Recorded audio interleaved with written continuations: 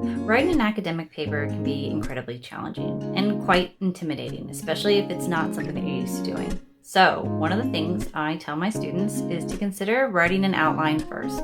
It's a great way to get your ideas out to paper, put down some bullet points so that the writing becomes a bit less intimidating. And if you don't know what an outline is or how to create one, stay tuned because I will show you a basic example of what an outline looks like. So this is what a basic outline looks like. It does not need to be complicated, but essentially what you're trying to do, especially in an academic paper, is you're trying to prove an argument. So an argument basically just explains what, the beginning of the paper basically explains what your argument is going to be about. For the purposes of an outline, don't try to make it too hard on yourself. Simpler is better. So again, start off saying this is what my paper is going to be about. This is the argument I plan to discuss.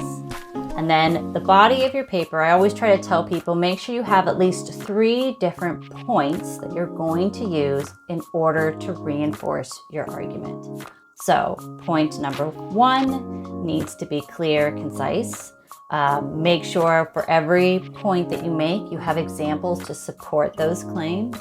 The same exists for point 2 as well as point 3. And then once you've listed out all the different points that you want to make in order to reinforce your argument, and in many cases prove your argument or the stance that you take on a particular issue, the conclusion is designed to briefly re-explain the argument that you have stated, as well as rehash the, in this case, 3 main points, but the main points you wanted to address in your paper. This doesn't mean that you can then start talking about something new. This is just a chance to reinforce everything you stated before in order to make sure that your argument is tight and concise and to the point.